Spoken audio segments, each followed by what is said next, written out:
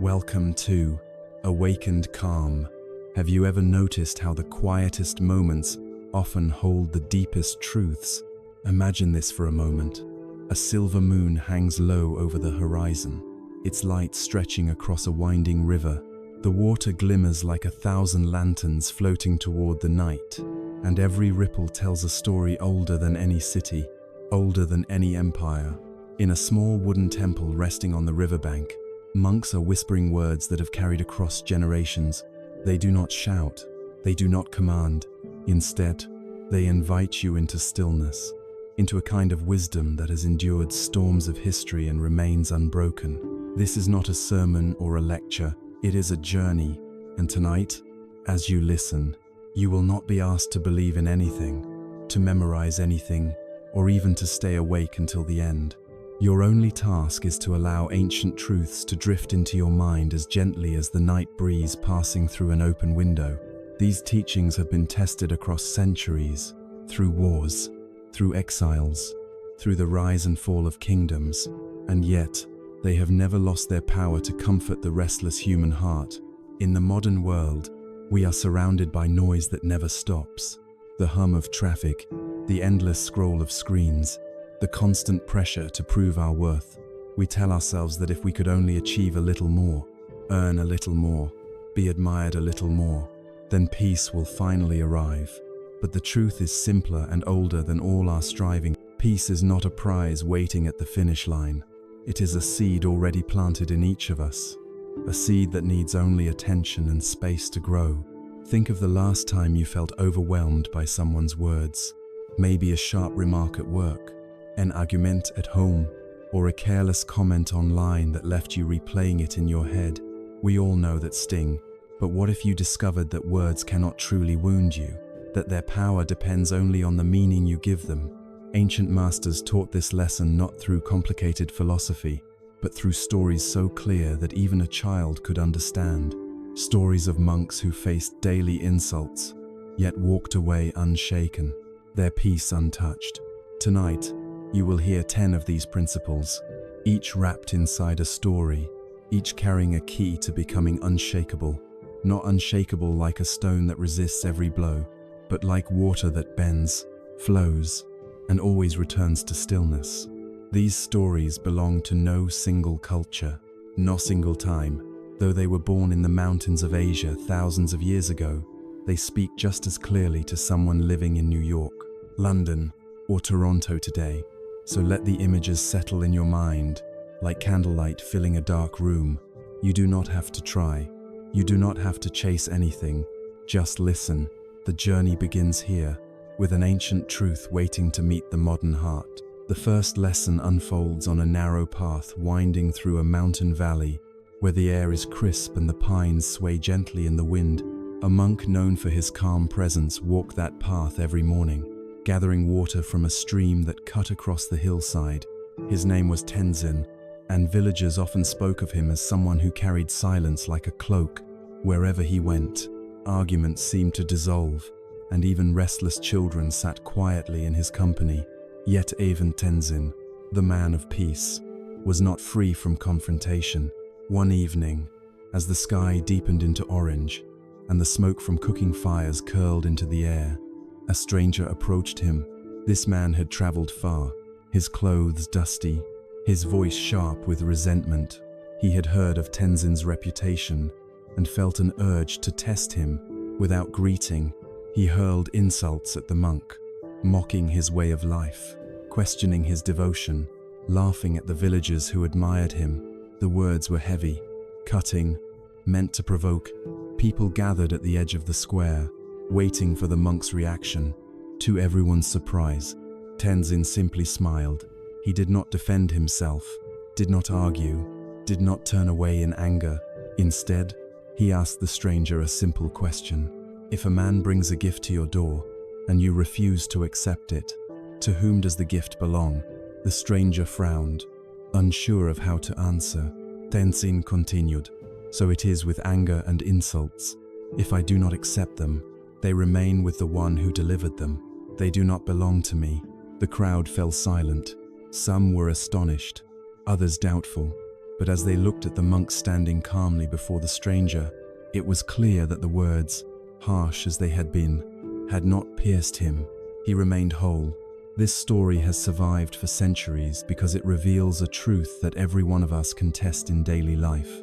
Words, no matter how sharp, cannot wound us without our consent. They are sounds, vibrations in the air, shaped by the emotions and judgments of others. What gives them weight is not their sound, but our willingness to take them in, to hold them, to let them echo in our minds. Think of the last time someone's words followed you long after the conversation ended. Perhaps it was a critical remark from a boss, a thoughtless joke from a friend, or even a stranger's comment online. At the moment, it may have felt like a blade cutting through your skin. Yet, when you look closer, the pain came not from the sound itself, but from the meaning you attached to it. You replayed the sentence again and again, gave it life, and allowed it to settle in your chest like a heavy stone. Here lies the secret of becoming unshakable. We cannot control what others say, but we can decide whether or not to receive their words. If we let them pass like wind moving through branches, they cannot harm us. But if we grasp them, feed them, and carry them, we give away our peace. This principle does not mean ignoring everything people say. It does not mean becoming cold or unfeeling. Rather, it teaches us to discern the difference between words that matter and words that do not. Constructive feedback from someone who loves us deserves reflection. Casual cruelty from someone trapped in their own bitterness does not. To treat every word as if it holds equal power is to hand strangers the keys to our peace of mind. Imagine standing at the edge of a frozen lake in winter. A stone is thrown, striking the surface. If the ice is thin, cracks spread outward, and the lake trembles. If the ice is thick, the stone simply bounces off, leaving no trace. Our minds work the same way. When fragile, every remark leaves a mark. When steady and grounded, insults slide away without effect. The strength of the ice does not come from never being struck. It comes from enduring many seasons, freezing deeper and deeper until nothing can shatter it. To practice this lesson, begin small. The next time someone says something sharp, notice your first reaction. Do you tense up? Do you immediately replay the words in your mind? Do you prepare a defense before the person has even finished speaking? Instead of reacting, pause, take a slow breath. Ask yourself, must I accept this gift? Or can I let it remain with the giver? That moment of choice is the heart of freedom. Science has begun to confirm what ancient monks already knew. Studies in psychology show that rumination, the habit of replaying negative experiences, is one of the strongest predictors of anxiety and depression. The event itself often lasts only seconds, but the mind's replay can stretch it across hours, days, even years. Words gain their destructive power, not in the moment they are spoken, but in the long shadow we allow them to cast. Consider the story of Anna, a young woman working in a busy office in Toronto. Her supervisor once told her during a stressful meeting that she was not leadership material. The words hit hard, and Anna carried them for months. Every time she thought about applying for a new role or speaking up in a meeting, those 4 words returned, whispering doubt. Yet when she finally confided in a mentor, she learned that her supervisor had been under intense pressure that day, lashing out at everyone.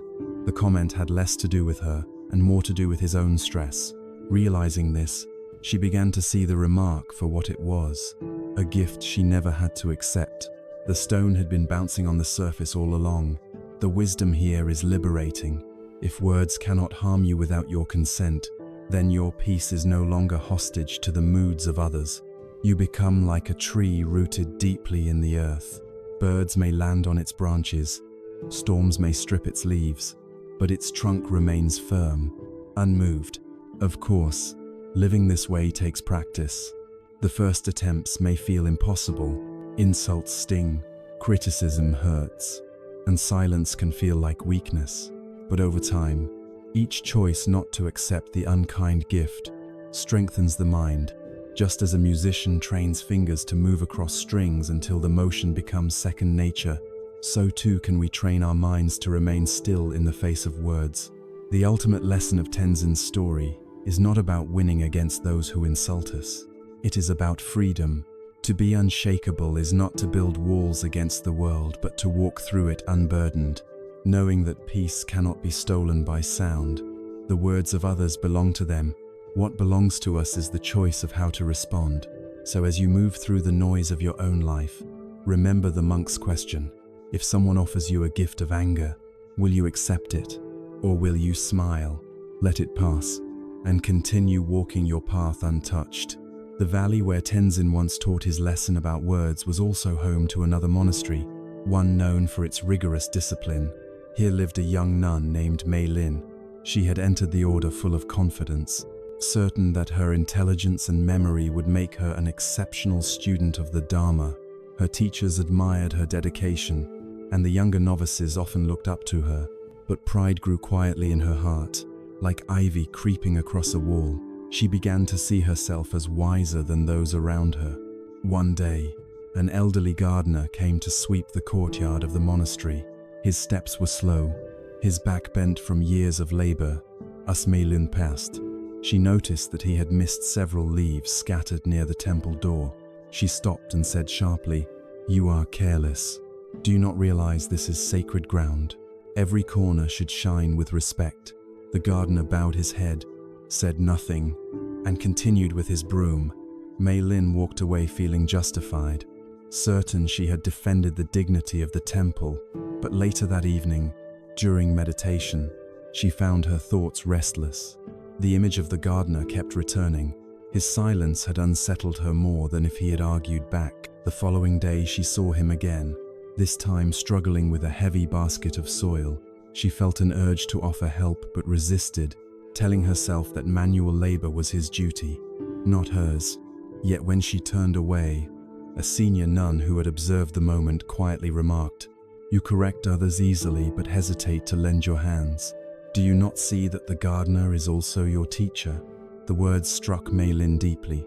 She had believed that wisdom flowed only from scriptures and masters, but in that instant she realized every person she encountered was a mirror, reflecting her strengths and her weaknesses. The gardener had taught her patience through silence. Her senior had taught her humility through observation, and her own pride had taught her that the hardest lessons often come dressed in discomfort. This story reminds us of something essential. Teachers are not confined to classrooms, temples, or lecture halls. They are everywhere. The colleague who irritates us with endless questions is teaching us patience. The child who asks why the sky is blue is teaching us curiosity. The stranger who cuts in line is teaching us to recognize the shape of our own anger. Life itself is a vast school, and every encounter is a lesson, if we are willing to learn. In modern life, it is easy to believe that only experts can guide us. We attend workshops, read books, listen to podcasts, always seeking wisdom from someone with credentials or fame. But often the most transformative lessons arrive from unexpected places. A cashier reminding us to slow down and smile, a driver honking impatiently, showing us how quickly our peace can shatter, a friend's laughter teaching us the healing power of joy. Consider the story of David, a businessman in New York who prided himself on efficiency. He often grew impatient with his elderly father, who moved slowly and repeated stories. One day, after snapping at his father for forgetting a detail, David watched as the old man quietly returned to his chair, shoulders slumped. In that moment, David realized that his father was teaching him the impermanence of memory, the fragility of time, and the gift of patience he had yet to master. From then on, every repeated story became an opportunity to listen with love rather than irritation. The principle that everyone is your teacher asks us to reframe daily life. Instead of asking, "Why is this happening to me?" we can ask, "What is this moment teaching me?" The question shifts us from victimhood to curiosity. Suddenly, the difficult boss is no longer just a source of stress, but a lesson in assertiveness. The breakup is no longer just heartbreak, but a lesson in resilience and self-worth. Even illness, though painful, can become a teacher of compassion, reminding us of the shared vulnerability of all living beings. In Zen tradition, there is a saying, when the student is ready, the teacher appears. This does not always mean a robed master walking into your life. It means that when you are open to learning, every person and situation becomes a teacher. Readiness is not about intelligence. It is about humility.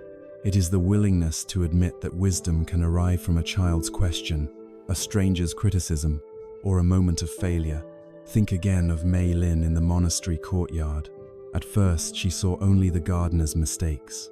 But with time, she came to realize that his silence was deliberate, his humility intentional. He was showing her that not every battle is worth fighting, and that dignity is maintained not by correcting others but by mastering oneself. In the stillness of his silence, she heard a teaching more profound than any she had memorized. To apply this principle in our daily lives, begin by noticing your reactions to people who frustrate you. Instead of focusing on their behavior, ask what your reaction reveals about yourself. Does impatience show you where you lack compassion? Does anger highlight an old wound? Each reaction is a mirror. Each moment is a chance to grow. Psychologists call this reappraisal, the act of reframing a situation to change its emotional impact. When you see everyone as a teacher, irritation becomes instruction, and conflict becomes curriculum. Studies show that people who practice this kind of reframing experience lower stress and greater resilience. Ancient wisdom and modern science align. How we interpret experiences matters more than the experiences themselves. Another practice is gratitude. Instead of resenting those who challenge you, silently thank them. Thank the driver who cuts you off for teaching awareness. Thank the critic for sharpening your clarity. Thank the loved one who disappoints you for reminding you that expectations must soften. This gratitude transforms life into a constant classroom, where every lesson moves you closer to balance. Over time, this mindset changes how you walk through the world.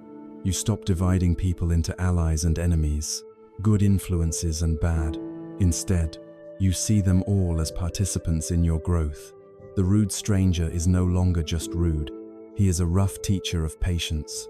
The supportive friend is not just kind. She is a gentle teacher of love. When everyone becomes your teacher, life itself becomes the most generous university. The beauty of this principle is that it dissolves pride. If everyone is your teacher, then you are forever a student. No matter how old you grow or how much you achieve, there is always more to learn. And this humility keeps your heart open, your mind curious, and your spirit resilient. So the next time you encounter someone who unsettles you, remember Mei Lin and the gardener. Remember that silence can teach as powerfully as words, that humility often wears the disguise of labor, and that pride is softened not by lectures, but by lived experience. Ask yourself not how to escape the discomfort, but what lesson lies within it. For in the end, wisdom is not found only in sacred texts or ancient temples. It is written in every encounter, waiting to be read by those who have the eyes to see and the patience to learn.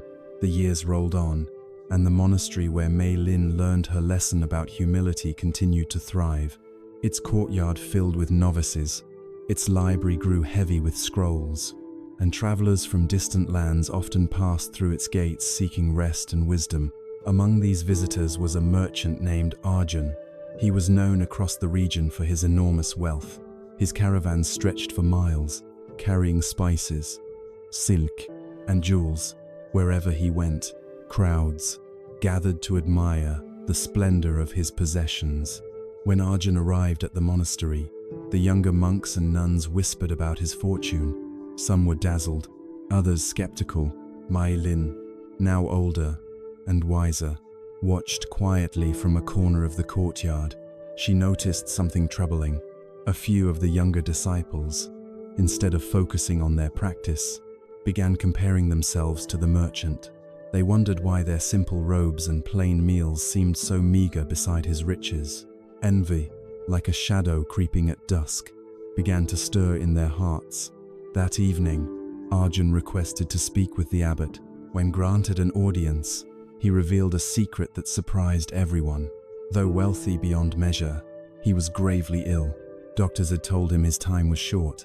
The merchant confessed that he had spent years chasing more and more wealth, believing it would shield him from suffering. But no coin, no palace, no servant could save him now. His illness did not retreat in the face of treasure. For the first time in his life, he felt powerless. The abbot listened with compassion.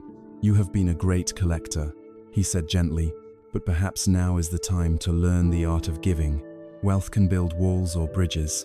The choice is yours." Arjun bowed his head, tears gathering in his eyes. He promised to use the remainder of his life to serve others, to transform his fortune into medicine, food, and shelter for those in need. The next morning, as his caravan prepared to leave, Arjun ordered that a large portion of his goods be distributed among the poor villages surrounding the monastery. Children received blankets for the winter. Mothers received sacks of rice. Elders received medicine they had long been unable to afford. A new light filled the valley, not from jewels or gold, but from gratitude and relief on the faces of the people. The disciples who had once envied him now saw him differently. Instead of being an untouchable figure of wealth, he became an example of courage, choosing generosity at the edge of his life. Mei Lin later told the younger monks, "Envy looks at what others have and says, 'Why not me?' Inspiration looks at what others do and says, 'How can I learn from this?'" Arjun has taught us both lessons in a single moment. Envy is a natural emotion. Every one of us has felt it. Whether scrolling through images of vacations we cannot afford, hearing about promotions we did not receive, or watching neighbors improve their homes while ours remain the same. Envy whispers that life is unfair, that others are blessed while we are overlooked. Left unchecked, it corrodes joy, turning our attention away from what we do have toward what we lack. But envy, when transformed, becomes a spark. It points to desires hidden in our hearts, revealing what matters to us. If we can shift from "why not me" to "how can this inspire me?" envy becomes a teacher instead of a thief. Seeing someone succeed can remind us of our own potential. Watching someone live generously can encourage us to loosen our grip. Envy shows us the path we secretly long to walk. Consider an example from modern life. Sarah, a teacher in Montreal, once felt bitter when a colleague received an award for innovative methods in the classroom. For weeks, she carried resentment, convinced the recognition should have been hers. But one evening, reflecting on the principle that everyone is a teacher, she asked herself what her envy was pointing to. She realized she admired her colleague's creativity and courage to experiment instead of stewing in bitterness. Sarah began adopting small innovations in her own teaching. Months later, her students flourished, and she too received recognition. What began as envy transformed into inspiration that improved her work and deepened her purpose. Psychologists confirm this shift is powerful. Research shows that envy has two forms: malicious envy, which seeks to drag others down, and benign envy, which motivates self-improvement. The first leaves us bitter, the second pushes us forward. The difference lies in how we interpret what we see. If we treat success as proof that we are inadequate, envy poisons us. If we treat success as evidence of what is possible, envy energizes us. Arjun's story illustrates another layer. Even those who seem most fortunate carry burdens unseen. Wealth did not shield him from illness. Fame does not protect from loneliness. Success does not erase the inevitability of change. To envy someone is often to imagine their life without its hidden struggles. But when we look deeper, we find that every path carries its own weight. This realization softens envy, reminding us that our journey, with its unique mix of challenges and blessings, is just as valuable. The practice of transforming envy begins with awareness. The next time you feel it rising, pause, name it, admit, "I feel envy." Then ask, "What is this showing me about my own desires?" Perhaps envy of a friend's travels reveals your own hunger for adventure. Perhaps envy of a colleague's success reveals your desire for recognition. Once the desire is named, you can choose to pursue it constructively instead of resenting it in others. Gratitude also plays a role. While envy points to what we lack, gratitude reminds us of what we have. Together they balance each other. Envy can show us where to grow, while gratitude grounds us in the present. Imagine a tree. Envy stretches its branches toward the sun, seeking more. Gratitude deepens its roots, keeping it steady. Both are needed for growth. Returning to Mei Lin, she often told her students that the richest person is not the one who owns the most, but the one who uses what they have with the greatest wisdom. Arjun's final acts of generosity left a legacy more lasting than all his caravans of treasure. The disciples who once envied him remembered not his wealth but his courage to transform it into kindness. In our own lives, we may not have fortunes to distribute, but we can still transform envy into inspiration through small acts. When we admire someone's discipline, we can begin with one small habit. When we admire someone's generosity, we can offer a kind word or a helping hand. When we admire someone's courage, we can take one step toward our own fear. Each act transforms envy's sharp edge into the gentle curve of growth. Ultimately, the lesson of this principle is freedom. Envy chains us to comparison, trapping us in a race we can never win. Inspiration liberates us, turning every encounter into fuel for our journey. By shifting our gaze from what others have to what they reveal is possible, we stop measuring our worth against theirs and start walking our own path with renewed energy. As the story of Arjun spread beyond the valley, people remembered not the glitter of his jewels, but the glow of his compassion. His wealth had once stirred envy, but his final choice stirred inspiration, and in that transformation lies the invitation for all of us, to let envy guide us not toward bitterness, but toward becoming more generous, more courageous, and more fully alive. The story of Arjun and his transformation from wealth to generosity lingered in the hearts of the disciples long after his caravan departed. Mei Lin often reminded the younger monks that inspiration must not end with admiration, it must take root in action. But while she guided them to look outward with openness, she also warned them of another danger that lurked quietly within the cloisters of monastic life, the temptation to judge others more harshly than we judge ourselves. To illustrate this, the abbot once told the story of two brothers who entered the monastery together. Their names were Jian and Hao. Though born of the same family and raised under the same roof, their temperaments could not have been more different. Jian was rigorous to the point of severity.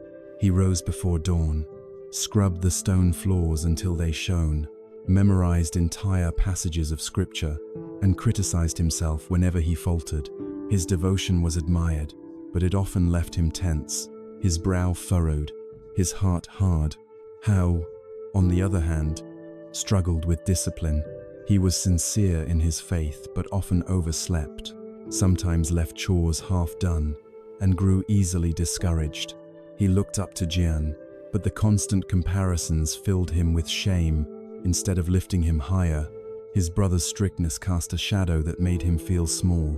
The tension between them grew until one winter morning, when snow blanketed the valley, the brothers were assigned to fetch water from a nearby spring. The air was sharp with cold, and the path slippery with ice. Jan strode ahead, his bucket steady, his back straight. Hao followed slowly, shivering, his steps uncertain.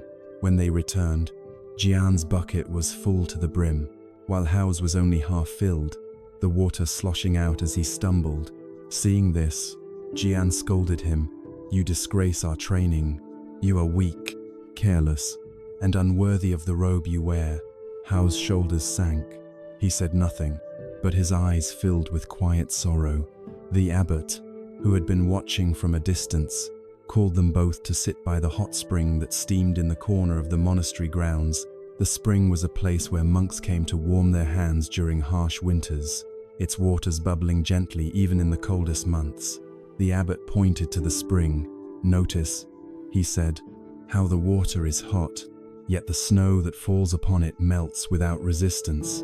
The spring does not scold the snow for being cold, nor does it resist. It simply embraces, and in that embrace, the snow is transformed. Jian, you are like the snow, cold, rigid, sharp. You demand of yourself a perfection that leaves no room for error. Hao, you are like the snow, too fragile, quick to dissolve under pressure. But what both of you need is to learn from the spring. Be warm enough to soften what is cold, strong enough to remain steady, yet gentle enough to welcome what arrives. The brothers bowed, humbled. Jian realized that his harshness, though meant for himself, had spilled onto others. Hao understood that his softness, though human, needed the firmness of discipline to grow. From that day, Jian practiced tempering his strictness with kindness, while Hao learned to strengthen his will without crushing his spirit. The lesson is timeless. To be strict with yourself means holding high standards for your own growth, maintaining discipline in thought and action, and refusing to excuse laziness or cruelty within. But to be gentle with others means recognizing that each person carries battles unseen. What appears as weakness may be the weight of grief. What looks like laziness may be the burden of exhaustion. Judging others through the lens of your own discipline risks crushing their spirit rather than lifting them up. In our modern world, this principle is just as relevant. Think of the workplace, where ambitious employees often push themselves relentlessly. A manager who demands of their team the same perfection they demand of themselves may unintentionally sow fear and resentment. A parent who holds their children to impossibly high standards may forget that mistakes are the soil in which learning grows. By contrast, those who balance firmness toward themselves with gentleness toward others often inspire loyalty, trust, and genuine respect. Consider the story of Maria, a lawyer in Chicago known for her precision and long hours. She held herself to a demanding standard, rarely allowing rest, always reviewing every detail twice. At first, she expected the same of her colleagues, scolding them when they fell short. Morale in her team sunk. Then, during a leadership course, she reflected on the principle of the hot spring. She began to maintain her high standards for her own work, but shifted her tone with her team. Instead of criticism, she offered guidance. Instead of blame, she offered encouragement. Slowly, the atmosphere changed. Her team grew stronger, not because they feared her, but because they trusted her. This principle is not about lowering expectations. It is about remembering that discipline is a tool for growth, not a weapon to wound others. Harshness applied inward can build resilience.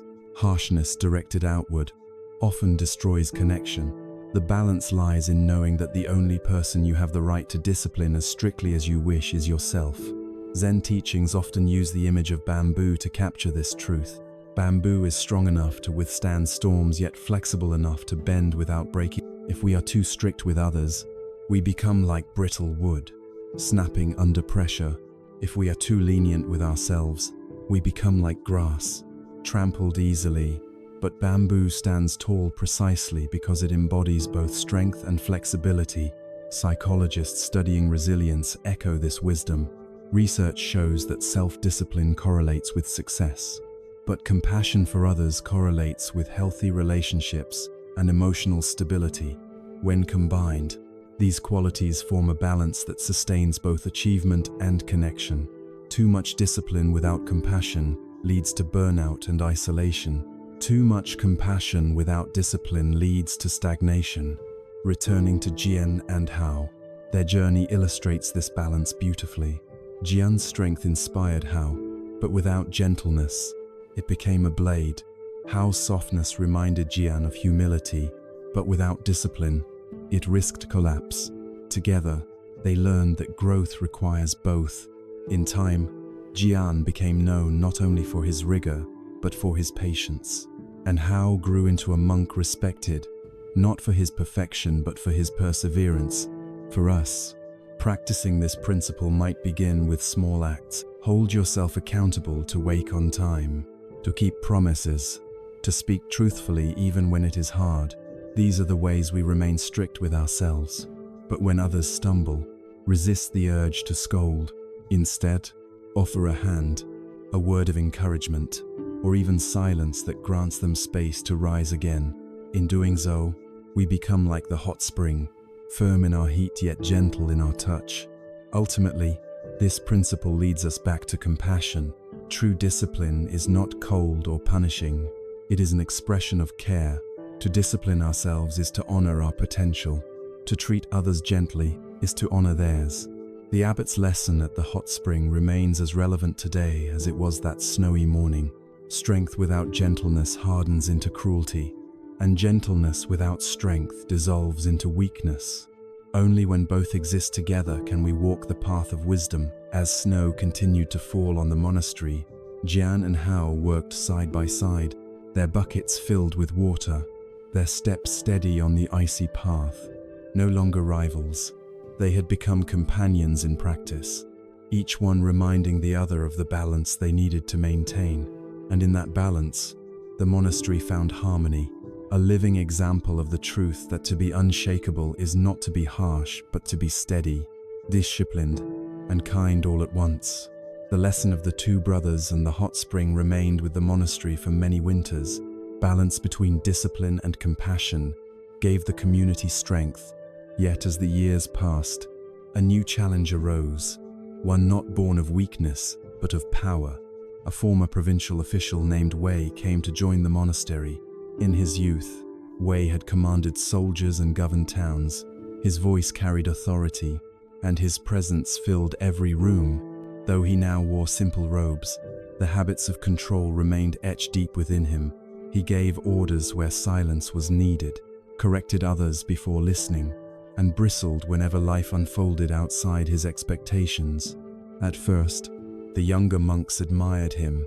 His posture was straight, his speech sharp, his memory precise. But as days turned into weeks, they grew uneasy. Whenever tasks were assigned, Wei wanted them done his way.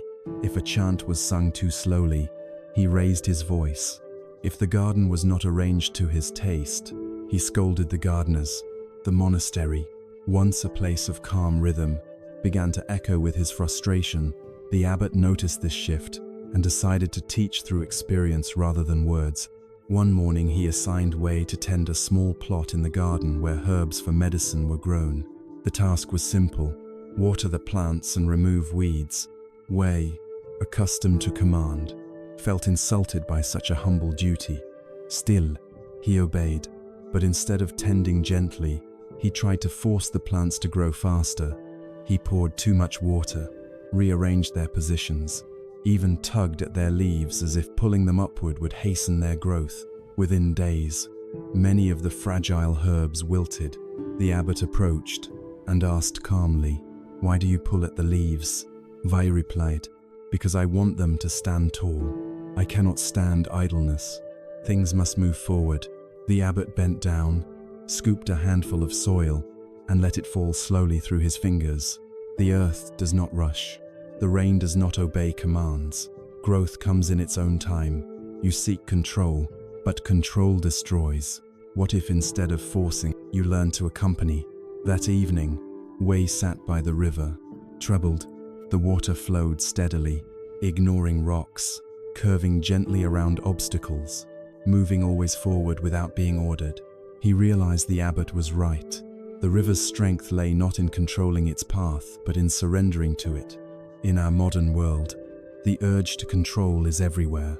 We plan schedules down to the minute, track steps on digital devices, organize homes, careers, even relationships with a precision that borders on obsession. Control gives an illusion of safety. It makes us believe we can hold chaos at bay, yet life repeatedly shows us otherwise. A sudden illness, an unexpected loss, a change in the economy, these sweep through even the most carefully ordered lives. Like Wei pulling at the leaves, our attempts to control often damage the very things we hope to protect. To let go of control does not mean apathy. It means shifting from the mindset of commander to that of companion. Instead of demanding that circumstances bend to our will, we learn to walk with them. This shift frees us from constant tension. Imagine standing in a river, trying to push the current backward with your hands. Exhaustion comes quickly, but if you float, if you trust the water to carry you, energy is no longer wasted. You still move forward, but without strain. Consider Michael, a father in Vancouver who once tried to control every detail of his teenage daughter's life. He monitored her grades, chose her activities, and corrected her constantly. His intentions were loving, But his daughter grew resentful, feeling suffocated. Arguments filled the house. One day, a counselor asked Michael, "Do you want to raise a perfect child or a resilient one?" That question pierced him. He realized his control came from fear, not trust. Slowly, he loosened his grip, allowing his daughter to make choices and even mistakes. Their relationship softened. What once was conflict became connection. By letting go, Michael discovered not loss of influence but the birth of trust. Psychologists confirm this truth. Studies on resilience show that people who accept uncertainty adapt better than those who cling to control. Flexibility, not rigidity, predicts emotional well-being. Ancient wisdom and modern science converge here. The tighter we grip, the more fragile we become. The more we release, the stronger we grow. Back in the monastery, Wei's transformation came gradually. He began to water the herbs gently, observing instead of commanding. He stopped scolding gardeners and instead asked what the plants needed. He discovered that listening often achieved more than speaking. In meditation, he learned to watch his thoughts without trying to direct them. Some days they surged like storms. Other days they calmed like still ponds. Slowly, he understood the abbot's lesson. Peace comes not from controlling the mind, but from observing it with patience. Letting go of control does not mean abandoning responsibility. It means distinguishing between what belongs to us and what does not. We can control our effort, but not the outcome. We can control our choices, but not others' reactions. We can control our words, but not how they are received. Once we see this boundary clearly, we can conserve energy for what truly matters. This principle can be practiced daily in small ways. When traffic slows, instead of raging, use the time to breathe. When plans change unexpectedly, instead of resisting, ask what new opportunity might appear. When someone disappoints you, instead of demanding they meet your expectations, choose to see them as they are. Each act of release strengthens the habit of trust. Nature teaches this lesson constantly. The wind does not ask permission to change direction. The seasons shift regardless of our preferences. A tree does not fight the autumn when its leaves fall. By observing nature, we are reminded that control is an illusion. To live in harmony is not to dominate, but to participate. In time, Wei became a different man. The monks who once feared his sharp tongue began to admire his quiet presence. He still carried himself with dignity, but his authority was no longer rooted in command. It was rooted in calm. People trusted him not because he controlled them, but because he inspired them. He had become like the river, strong not by resisting but by flowing. The abbot once said, "The need to control is the need to escape fear. When fear is faced, control is no longer needed." Wei understood this now. His old life as an official had been shaped by fear of failure, fear of disorder, fear of losing face. But in the monastery, surrounded by silence and the rhythm of nature, he discovered that surrender was not defeat, it was freedom. For us, the challenge is the same. The world urges us to command, to dominate, to predict and prevent, but peace is found in release. When we loosen our grip on outcomes, we discover space for creativity, compassion, and unexpected joy. The more we trust life to unfold, the more energy we have to respond wisely to whatever arises. So let us learn from Wei and the river. Let us water the gardens of our lives gently, without pulling at the leaves. Let us walk with circumstances rather than against them. Let us remember that surrender is not weakness but strength. The strength to face uncertainty with courage. The strength to flow where life carries us. And the strength to be unshakable, not because we control everything, but because we no longer need to. When Wei learned to stop pulling at the leaves, and instead let the river guide him, the monastery seemed to breathe easier. The air grew lighter, the rhythm steadier. Yet the abbot knew that release alone was not enough. To let go of control is one half of freedom, but to fill that space with gratitude is the other.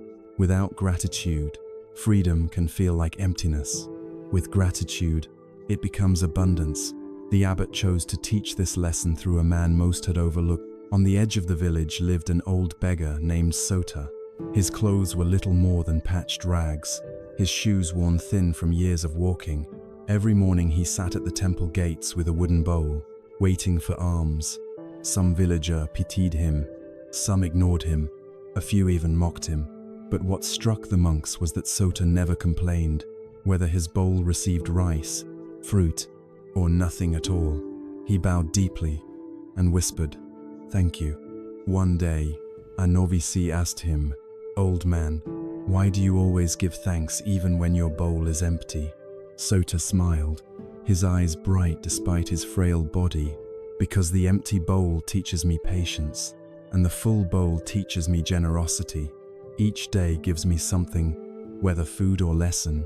How can I not give thanks?"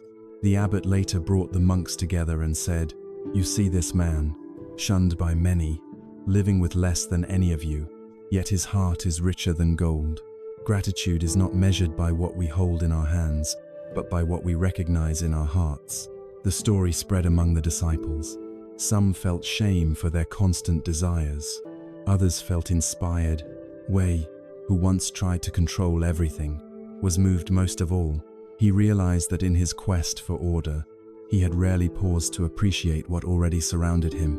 That night he wrote a simple list in his journal: the sound of wind through pines, the warmth of tea at dawn, the laughter of children in the village. With each line, he felt a quiet contentment, as if the world had been generous all along, but he had been too busy commanding it to notice. In our own time, gratitude remains one of the most powerful yet neglected practices. We live in societies that reward striving. More is always the message: more income, more possessions, more recognition. Yet this endless pursuit often leaves us restless. We overlook what we already have. Like travelers staring so far ahead, they forget the beauty of the path beneath their feet. Modern science echoes what the old beggar knew. Studies in positive psychology show that people who regularly practice gratitude experience better sleep, reduced stress, and stronger relationships. A simple daily ritual of writing down 3 things you are thankful for can reshape the brain, training it to notice blessings rather than fixate on lacks. Gratitude is not just a soft virtue, it is medicine for the mind. Consider Emma, a nurse in London who worked long shifts through the pandemic. Exhaustion and despair weighed heavily on her. She saw more loss than she could bear, and bitterness threatened to overwhelm her. Then one evening, she began keeping a small notebook. Each day she wrote one moment of gratitude: a patient's smile, a colleague's support, the quiet of her walk home. The practice did not erase the suffering, but it balanced it. Over time, the gratitude entries became more than a list. They became anchors. Emma discovered that gratitude did not deny pain but gave her strength to endure it. Gratitude also transforms relationships. When we thank those around us sincerely, they feel seen and valued. A simple thank you to a coworker, a neighbor, or a loved one can soften walls of tension. Gratitude creates connection where criticism creates distance. Just as Sota's bowed head touched those who passed by, our acknowledgement of others becomes a gift, greater than the words themselves. But perhaps the most profound aspect of gratitude is that it reveals abundance even in limitation. To thank the empty bowl, as Sota did, is to recognize that even absence can teach. Failure can teach resilience. Loneliness can teach self-knowledge. Illness can teach compassion. When we approach life with gratitude, everything becomes meaningful. Nothing is wasted. The monks began to experiment with this in small ways. They thanked the rain for nourishing the fields, though it soaked their robes. They thanked the aching muscles from carrying water, seeing them as signs of strength. They thanked the silence of meditation, even when it revealed restless thoughts, because it showed them the landscape of their minds. Slowly, the monastery shifted from a place of strict discipline to a place infused with quiet joy. Wei, who once ordered others harshly, now bowed to them in gratitude. He thanked the gardeners for their patience, the cooks for their effort, even the novices for their questions. He discovered that gratitude dissolved the boundaries between ranks. It made everyone equal. bound not by hierarchy, but by shared appreciation. One evening, the abbot gathered the community and told them, "Gratitude is the song of the awakened heart. It does not wait for perfect conditions to sing. It sings in the storm. It sings in the calm. It sings because every breath is a gift. The one who lives with gratitude carries wealth wherever they go." For us, practicing gratitude can begin with a simple pause. When you wake in the morning, before reaching for your phone, breathe and name one thing you are thankful for. When you eat, notice not just the taste but the hands that grew, harvested, and prepared the food. When you face difficulty, ask, "What lesson might this hold that I can one day give thanks for?" Over time, these pauses shift perspective. Life stops appearing as a series of obstacles and begins to reveal itself as a series of gifts. Gratitude also disarms envy, the lesson of Arjun's story. Where envy sees what we lack, gratitude reminds us of what we have. Together, they guide us. Envy points to aspirations. Gratitude roots us in appreciation. Without gratitude, we chase endlessly. With gratitude, we walk steadily, knowing we already carry enough. As the seasons changed and spring returned, the beggar Sota passed away quietly in his sleep. When the villagers heard, many wept. Though he had no possessions, he had left behind something priceless, the memory of a man who thanked life even in poverty. The monks held a ceremony, and the abbot spoke these words. Sota owned nothing, yet he lacked nothing. His wealth was gratitude, and it enriched us all. From that day, the monastery kept an empty bowl in the dining hall as a reminder. Whenever meals were served, they placed food before the bowl first, then bowed in silence. It was their way of remembering that gratitude begins not with fullness but with recognition. For those of us walking through the noise of modern life, this symbol still speaks. The empty bowl is our inbox filled with unanswered messages, our bank account not as large as we wish, our days too short for all we want. But if we pause and give thanks, even the emptiness becomes a teacher. Gratitude does not demand abundance to begin. It creates abundance by noticing. So let us carry this lesson forward. Let us thank the people who cross our paths, the moments that challenge us, the breaths that sustain us. Let us remember Sota's smile and the abbot's words. Gratitude is the song of the awakened heart, and when we sing it, we discover that life, even in its trials, is already enough. The memory of Sota, the beggar who lived with gratitude, stayed with the monastery long after his passing. His empty bowl remained in the dining hall as a symbol, and the monks often spoke of him as if he was still present. Yet even with gratitude, another challenge lingered, one that visits every human heart no matter the time or place: the challenge of loneliness. Loneliness is an experience as old as humanity. It does not depend on whether we are surrounded by people or entirely alone.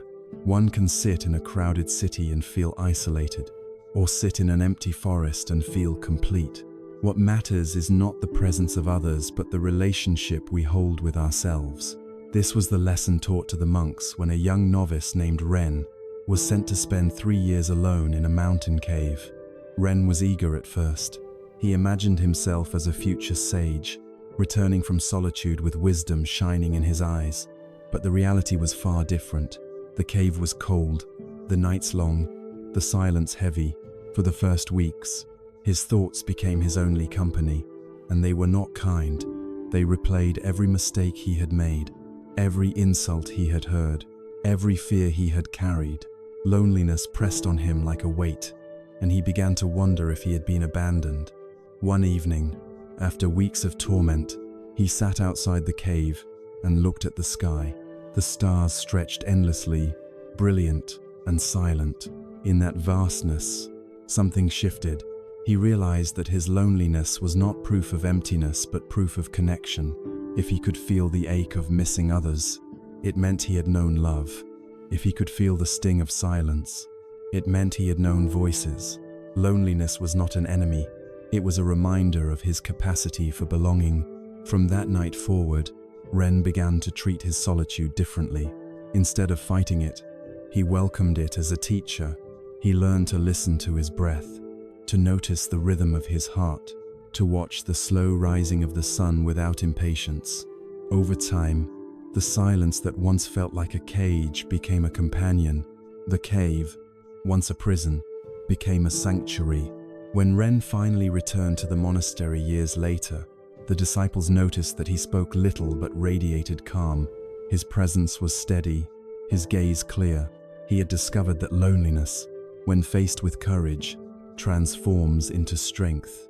This principle is crucial for us today. Modern life is filled with connection on the surface, messages, calls, endless feeds of information, yet many feel more isolated than ever. The noise of digital life often hides a deeper silence. People scroll through images of smiling faces and wonder why they still feel alone. The truth is that loneliness cannot be erased by filling every moment with distraction. It can only be transformed by learning to face it. Consider Daniel, a young man in Toronto who had recently moved for work, surrounded by skyscrapers and thousands of people. He felt more alone than he had in the small town he left behind. At first, he tried to drown the feeling with television, parties, and constant scrolling, but the loneliness persisted. One evening, he decided to walk by the lake without headphones, without distraction. For the first time in months, he simply sat with the feeling. It was painful at first, but slowly he began to notice the waves, the wind, the presence of life around him. Over time, he found comfort not in avoiding loneliness, but in befriending it. Loneliness, when faced honestly, is like fire. Left unchecked, it burns and consumes, but contained and respected, it provides warmth and light. In solitude, we discover strengths hidden by constant company. We learn to listen deeply, to create without distraction, to rest without performance. Great thinkers, artists, and leaders throughout history often found their clearest insights in solitude. But solitude was not a punishment, it was a forge. The monks practiced this lesson by spending regular days in silence, even while surrounded by community. They ate without conversation, walked without speaking, worked without chatter. At first, novices often struggled. They missed the comfort of voices. But as the silence deepened, they began to hear something else, the quiet pulse of their own being, steady and sufficient. Psychologists today speak of the difference between loneliness and solitude. Loneliness is the pain of disconnection. Solitude is the power of chosen aloneness. One drains, the other restores. The shift between them is not in the number of people around us, but in the way we interpret the experience. If we see aloneness as abandonment, it wounds. If we see it as space for reflection, it heals. To transform loneliness into strength, we can begin with small steps. Spend a few minutes each day without screens, without voices, simply breathing. Instead of filling every gap with sound, allow silence to stretch. Write in a journal not for anyone else but for yourself.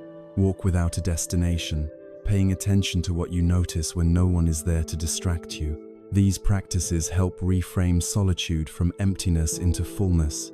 Ren's story carries another important truth. Facing loneliness makes us more compassionate toward others. Those who know the ache of isolation are often the first to notice it in someone else. Ren, after his years in the cave, returned with a deeper gentleness. When he saw a novice sitting alone in the courtyard, he sat beside them quietly. He knew that presence, even without words, could ease the weight of solitude. His strength was not cold independence but quiet empathy. In the modern world, where loneliness is called an epidemic, this lesson is urgent. To turn loneliness into strength is not to deny our need for others. Humans are social beings, but it is to learn that we can stand steady, even when others are absent. By making peace with solitude, we stop fearing it. By transforming loneliness into strength, we turn what once was pain into a foundation for deeper connection when it arrives. The abbot once summarized the lesson in a single phrase: "The cave you fear to enter may hold the treasure you seek." For Ren, the cave was literal. For us, it may be an empty room, an unplanned evening, or the silence that follows loss. If we avoid these caves, loneliness haunts us. If we enter them, loneliness becomes the teacher that shapes resilience, creativity, and compassion. As the seasons passed, the monks continued to honor this principle. They built small hermit huts in the hills around the monastery, where each monk would spend days or weeks alone. When they returned, they often carried back not despair but insight. Some composed poems, others carved wood, some simply sat with a deeper smile. The solitude did not make them weaker, it made them whole. So let us learn from Ren and from the old tradition of the huts. When loneliness comes, do not treat it only as an enemy. Welcome it as a messenger. Ask what it has to teach you. Perhaps it reveals your longing for connection. Perhaps it reminds you of your capacity for self-reliance. Perhaps it shows you that in silence you are never truly alone. For the breath within you, the earth beneath you, and the sky above you remain constant companions. Loneliness will always be part of human life, but it need not be a curse. Like the beggar's empty bowl, it can be a gift if we learn to receive it rightly. For in loneliness we discover not just the ache of absence, but the strength of presence our own. And once we know that presence, we become unshakable, for we carry a companion that can never leave. Ren's return from the cave left a quiet mark on the monastery. His calm silence reminded everyone that loneliness, when embraced, becomes strength. But the abbot knew there was another step beyond solitude. It was not enough to endure being alone. The deeper practice was learning to be fully present, whether alone or among others. Presence means meeting life as it is happening, without clinging to the past or rushing toward the future. It sounds simple, yet it is among the hardest lessons. Our minds wander constantly, chasing regrets, planning outcomes, rehearsing conversations that may never happen. The body is here, but the mind is elsewhere. To practice presence is to reunite the two, to bring body and mind together in the same moment. To teach this, the abbot sent the disciples to work alongside an old farmer named Tao who lived on the outskirts of the village. Tao was not a monk, yet his life carried a rhythm that embodied presence. Each morning he walked into the fields with nothing but a worn hat and a basket of seeds. He stooped low, planting one seed at a time, his attention complete. When asked why he worked so slowly, Tao simply answered, "Because the seed deserves my full presence. If I rush, I plant my distraction instead of my care." The monks were puzzled. They were used to working quickly, eager to finish tasks, so they could move on to study or meditation. But Tao showed them that farming was also meditation, that every seed placed with attention was already a prayer. Over weeks, the monks began to notice that the plants from Tao's fields grew straighter and stronger than theirs. It was not magic, it was the difference between divided attention and wholehearted presence. One afternoon, Ren asked Tao if he ever grew bored of repeating the same work day after day. Tao laughed softly. "Boredom comes when you are not truly here. If you are present, no moment is the same. Every seed is unique, every drop of rain different, every breeze carrying its own story. How can life be boring when it is never repeated?" This lesson shook Ren. He realized that much of his loneliness in the cave had come not from being alone but from resisting the present. He had wanted the silence to end, wanted the time to pass, wanted the cave to be something other than it was. Only when he surrendered to presence did the cave become a sanctuary. Now he understood that presence was not only for solitude but for every moment of life. In modern life, presence is one of the greatest challenges. Technology pulls our attention in 1,000 directions. Notifications, deadlines, conversations, worries, each one tugs us out of the moment. We multitask, believing we are efficient, yet often we are scattered, exhausted, and disconnected. Relationships suffer when we are half present, listening with our ears, but not with our hearts. Work suffers when we rush through tasks without awareness. Even rest suffers when we lie awake thinking of tomorrow. Yet presence can be practiced, and small acts create profound change. Psychologists call this mindfulness, but ancient teachers called it simply living. to wash a dish and only wash the dish, to listen to a friend and only listen, to breathe and know you are breathing. These simple acts return us to the ground beneath our feet. Consider Rachel, a mother in New York who often felt overwhelmed juggling work and children. She realized one day that though she spent hours with her young son, she rarely felt connected to him. Her mind was always on the next email, the next errand. So she began a simple practice. Each evening, for 15 minutes, she put away her phone and sat with her son, playing or talking with full attention. At first it felt forced, but over time, those 15 minutes became the most meaningful part of her day. Her son noticed too. One night he told her, "Mom, I like when you really see me." That single sentence revealed the power of presence. Back in the monastery, the abbot often reminded the disciples that presence was not a luxury, but a foundation. Without presence, wisdom becomes theory, compassion becomes performance, and life becomes a blur. With presence, even simple tasks carry depth. Sweeping the courtyard becomes an act of care. Drinking tea becomes a ceremony. Breathing becomes a reminder of life's fragility and beauty. Presence also reshapes suffering. Pain often multiplies when we add layers of fear or memory.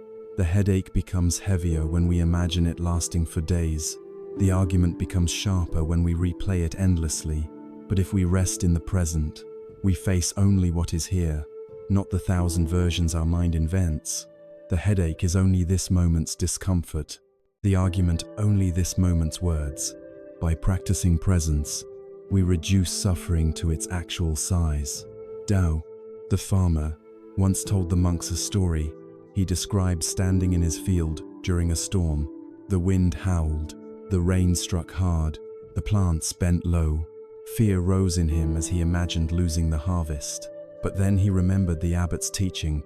He stood still and simply observed the storm without imagining tomorrow. He noticed the pattern of raindrops, the smell of the wet earth, the sound of the thunder. Fear faded into awe. The storm was no longer a threat. It was part of the life of the field. Presence is not about ignoring the future or denying the past. It is about refusing to live in them at the cost of the present. Planning has its place. Memory has its value. But life unfolds only now. The seed is planted now. The breath drawn now. The word spoken now. To live anywhere else is to miss the only moment we are given.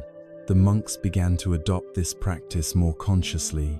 During meals, they ate slowly, noticing each taste instead of rushing. During meditation, they returned to the breath each time the mind wandered. During work, they focused on the task at hand instead of longing for its end. Gradually, they discovered a new kind of peace, not the peace of escape, but the peace of presence. This principle carries a quiet but transformative message. We cannot control life. As Wei learned, we cannot avoid loneliness. As Ren discovered, but we can meet each moment fully. As Tao taught, in doing so, we discover that life itself is enough. No moment is too small, no task too ordinary. Presence reveals the sacred in the simple. For us, the invitation is clear. Put aside the distraction, even for a few minutes a day. When you eat, taste. When you walk, feel the ground. When you speak with someone, truly listen. These are not grand acts but simple ones. Yet over time, they transform the texture of life.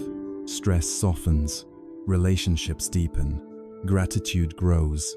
As the monks watched Tao continue his slow, steady planting, they realized the secret of his calm. He was not waiting for harvest to be happy. He was already fulfilled in the act of planting. That is the gift of presence. It turns every moment into harvest, every breath into fulfillment.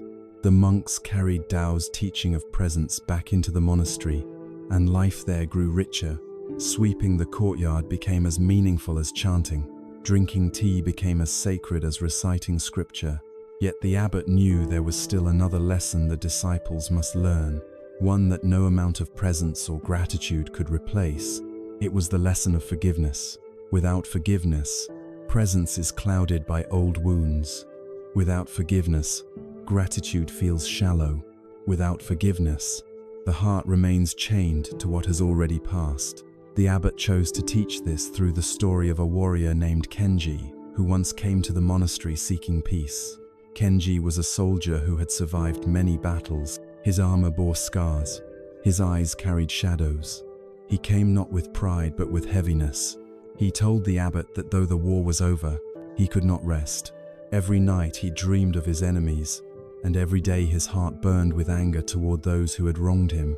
He had laid down his sword, but he had not laid down his hatred.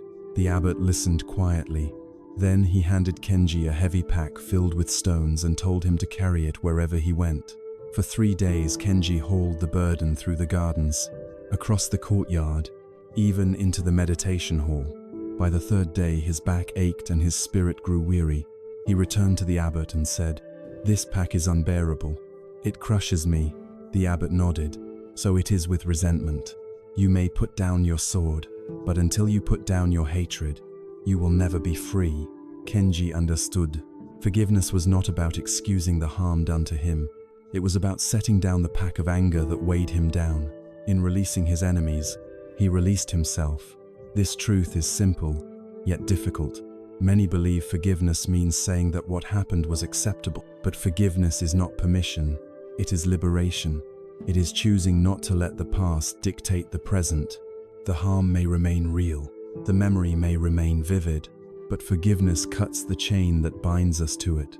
Consider the story of Miriam, a woman in Montreal who carried bitterness for years against a friend who betrayed her trust. She replayed the betrayal endlessly, her resentment shaping her view of every new relationship. When she finally began therapy, her counselor asked, "Do you want to stay loyal to your pain, or do you want to be free?" That question reframed forgiveness. Miriam realized that forgiveness was not for her friend, but for herself. By forgiving, she was not erasing the wound. She was reclaiming her life from it. In the monastery, the monks began practicing forgiveness as a daily discipline. At the end of each day, before sleep, they reflected on anyone who had angered or hurt them. Then they whispered a silent wish for that person's peace. Not because the person deserved it, but because they themselves deserved rest. At first, the practice felt unnatural, even forced, but over time it softened their hearts. Resentment faded, and compassion quietly took its place. Forgiveness is often misunderstood as weakness. In truth, it is one of the greatest acts of strength. Anyone can cling to anger, anyone can sharpen the blade of resentment, but it takes courage to set the blade down, to stand unarmed before the memory of harm and say, "You no longer rule me." Modern science supports this ancient wisdom. Studies show that holding on to grudges increases stress, weakens the immune system, and damages relationships. Forgiveness, by contrast, reduces anxiety, lowers blood pressure, and improves overall well-being. It is not only a spiritual act, but a physical healing. The body itself responds to the lightening of the load. The abbot once told the disciples, "Unforgiveness is like drinking poison and expecting another to die. Forgiveness is pouring out the poison and choosing to live." This does not mean forgiveness is quick or easy. Some wounds cut deep, and healing may take years. Forgiveness does not erase memory or deny justice. It simply means refusing to let bitterness define the rest of one's life. It is an act we choose again and again, sometimes daily, until the heart slowly loosens its grip. The monks told the story of Kenji often, reminding themselves that resentment is the heaviest pack of all. They remembered how he stood taller after releasing his hatred, how his face softened, how his voice carried warmth instead of rage. Forgiveness had transformed him from warrior to sage. We, too, face battles in our own way. Perhaps it is a parent who failed us, a partner who betrayed us, a friend who abandoned us, a colleague who humiliated us. The hurt is real, but so is the possibility of freedom. To forgive is not to say, "What you did was right." It is to say, "I refuse to carry you in my pack any longer. I choose my freedom over my fury." One way to begin is through empathy. Ask yourself what pain might have driven the person to cause harm. This does not excuse them, but it reframes the act. often hurt people. Seeing their suffering can soften the edge of our anger. Another way is through compassion for yourself. Remind yourself that you deserve peace more than you deserve revenge. Forgiveness begins as a gift to yourself. Kenji's story has another layer.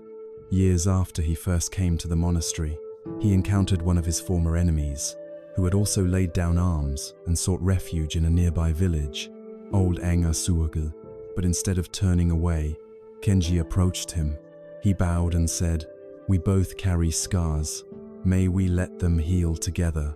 The two men sat by a fire and shared silence. In that silence, forgiveness bridged what war had torn apart. Forgiveness is not always about reconciliation. Sometimes the person who harmed us is gone, or unsafe, or unwilling to change. In those cases, forgiveness is still possible in the heart. It is a quiet act of release.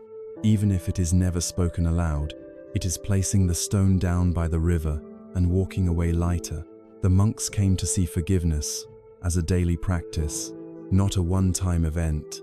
Just as they swept the courtyard each morning, they swept the heart of bitterness each night. They discovered that the more they practiced, the easier it became. Forgiveness, like presence or gratitude, is a muscle. It strengthens with use.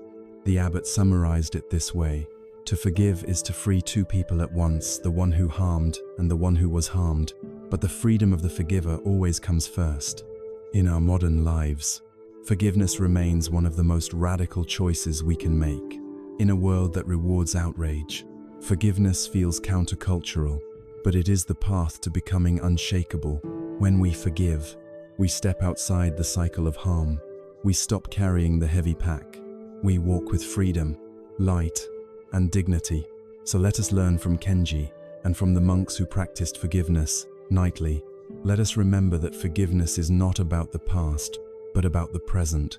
It is the act of choosing peace over poison, freedom over fury, love over lingering hate.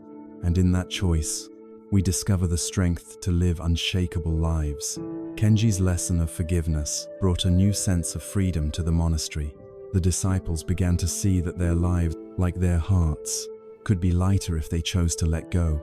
But the abbot knew the journey was not yet complete. There was one final principle that would bind all the others together: the art of finding stillness amid noise.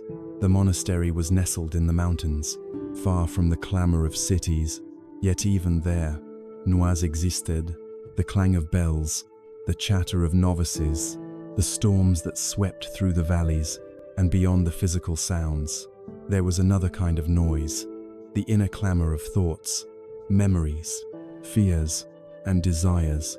The abbot explained that true stillness was not the absence of sound, but the ability to remain steady within it. To teach this, he gathered the monks and told them of a master named Hoshin, who once traveled through the busiest markets of Kyoto. While merchants shouted and children laughed, Hoshin sat quietly in the middle of the street, eyes closed, body still. People mocked him at first, but when they drew closer, they felt a strange calm radiating from him. In the middle of chaos, he carried silence. The abbot told the disciples, "If your peace depends on silence, then it is fragile. But if you can find stillness in the middle of noise, then you carry a strength that nothing can disturb." One young monk named Yorin struggled deeply with this principle. He found it easy to meditate in the quiet of dawn, when the monastery was hushed. But when the kitchen grew loud with clattering pots, or when the village festival drums echoed through the valley, his calm shattered. He grew restless, irritated, unable to keep his focus. He confessed his frustration to the abbot. The abbot smiled and asked Yorin to fetch a bowl of water. Yorin returned, with the bowl filled to the brim. The abbot stirred it with a stick until the surface rippled. "When noise comes," the abbot said, "your mind becomes like this water. But watch." He set the bowl down. Slowly, the ripples faded, and the surface became smooth again. Stillness does not mean no disturbance. It means the ability to return, again and again, to calm. Yorin began to train with this in mind. He sat to meditate not in silence but near the kitchens, where the noise was constant. At first he failed. His mind jumped at every clang and shout. But slowly, breath by breath, he learned to let the sounds pass through him like wind through branches. Over months of practice, he discovered something extraordinary. The very noises that once irritated him became reminders to return to his breath. The clatter of pots became bells of awareness. The laughter of children became a call to presence. This principle carries immense relevance for our modern lives.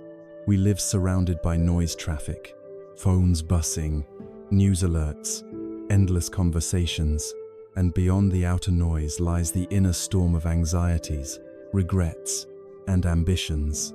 Many people believe they must escape somewhere quiet to find peace. Yet the truth is that stillness must be found not away from noise, but within it. Consider Sophie, a teacher in Chicago who lived near a busy highway. The constant roar of cars frustrated her, and she often dreamed of moving to the countryside. But when she tried meditation, her teacher told her not to resist the noise, but to include it. Let the cars be part of the practice, he said. At first, Sophie resisted, but gradually she learned to breathe with the rhythm of the passing vehicles. What once felt like intrusion became part of her meditation. She discovered that peace did not require silence. It required acceptance. The monks realized this too. They began practicing stillness during the busiest times of the day, when the market bustled, when storms thundered across the valley, when voices filled the dining hall.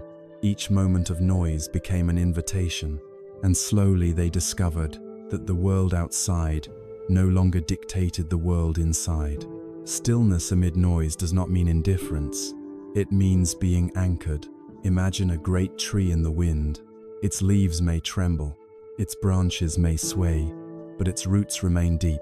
The noise of life may shake us, but stillness keeps us rooted. From that rootedness, we can respond with wisdom rather than react with panic. The abbot once explained, "Noise outside is not the real problem. The true noise is within the voice that argues, fears, and judges. If you can quiet that voice, no sound in the world can disturb you." Psychologists echo this wisdom. Research on meditation shows that people who train in mindfulness experience less stress in noisy environments.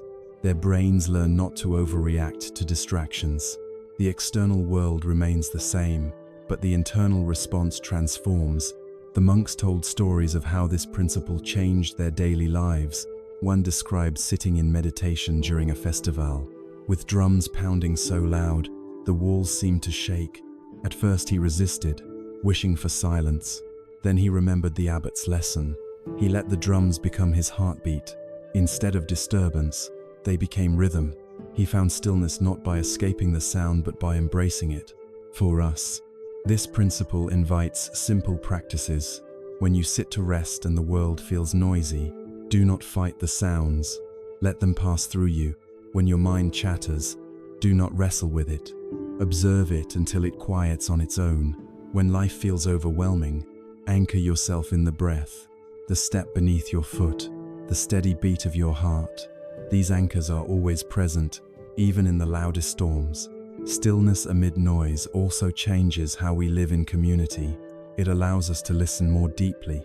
Even when conversations grow heated, it allows us to act calmly. Even when circumstances feel chaotic, it allows us to carry peace into places that have forgotten it. Just as Hoshin sat in the market, radiating calm, we too can become a quiet center in a noisy world.